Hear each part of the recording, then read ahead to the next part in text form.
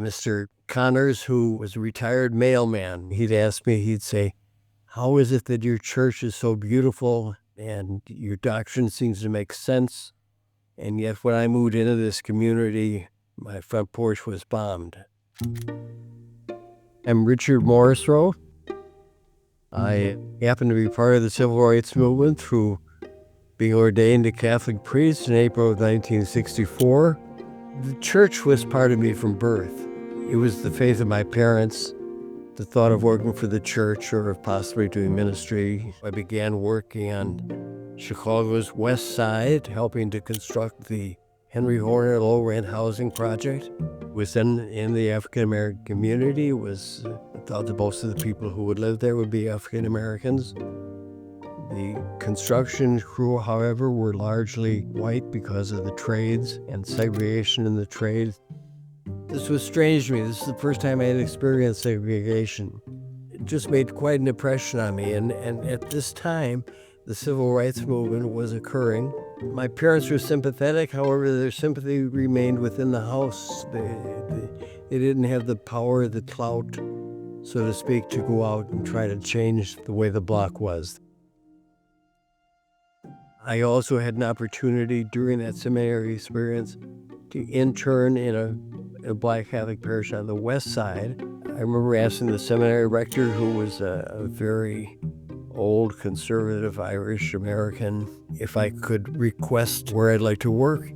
He said, "Just tell the cardinal that." I had that interview, I mentioned it to the cardinal, and 2 months later received a letter assigning me to Church of St. Columbanus.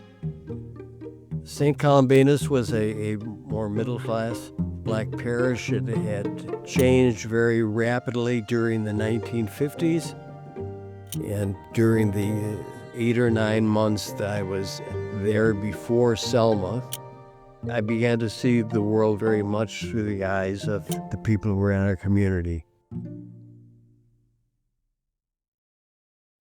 The Sunday night that the massacre on the bridge occurred, it came across the TV on the news.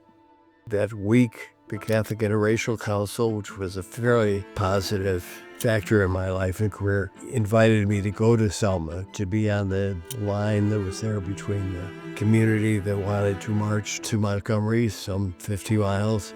I was there for about 10 days. I came back to St. Columbanus. I had sort of caught movement fever.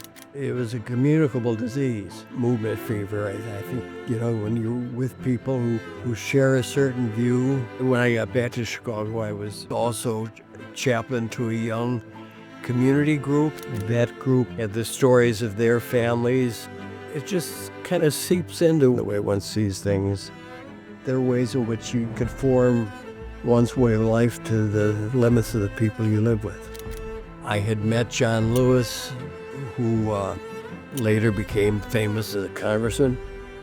John Lewis introduced me to Jonathan Daniels, who came the meetings, Southern Christian Leadership Conference, which was composed originally of African-American ministers working in the South. You had these different institutions trying to provide support. Jonathan Daniels, we were about the same age, give or take 3 or 4 months. Jonathan and another student, Judy Upham, prayed the next day and decided to have 8 or 10 students go to Selma, which they did. Jonathan decided to take us to Lowndes County, which is the county in between Selma and Montgomery. Lowndes County is also where Viola Liuzzo was killed, and where this monument to her. We spent time going around visiting people that Jonathan had worked with, teachers, farmers. We stayed not too far from Fort Deposit, which is where we were arrested the next day. SNCC workers had been working with young people.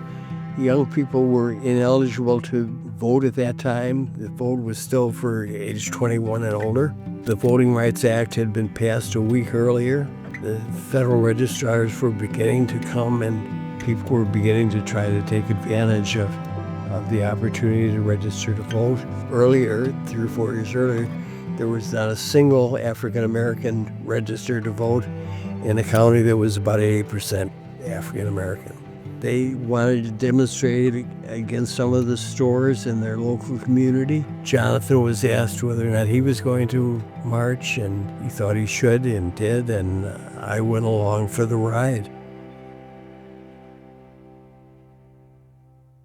The demonstration took place actually as little as a half hour to 45 minutes before all of us had been rounded up, arrested, disturbing the peace for demonstrating without a permit, all kinds of hokum that was still being used to try to keep people in their place.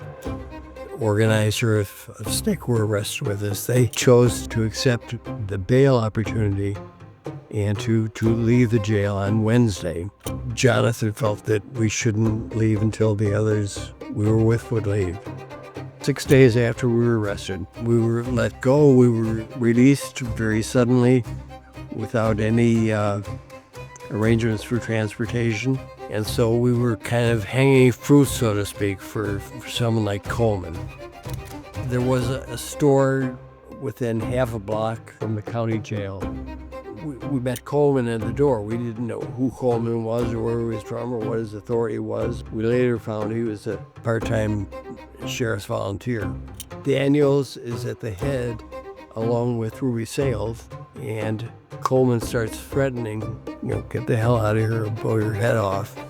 Jonathan moves Ruby out of the way. He's shot in the gut with a 12-gauge shotgun. We're not anxious to have the same treatment, so we had turned and were running. And I was shot in the lower back. Coleman has killed Daniels. We know Daniels is dead because people are talking about it. Even though I was shot, I remained conscious all the way to the hospital. The first part of me, there was, these pellets were all over in my body. Can't even get an MRI because I'm too metallic. They worked on lungs, stomach, removed spleen. I was there for about 3 weeks, and then after 3 weeks was flown to Chicago. The trial for Daniels for manslaughter took place in October of '65, 2 months after the incident. Jury took a half hour, 45 minutes to drink their cup of coffee and greet one another and find Tom Coleman innocent.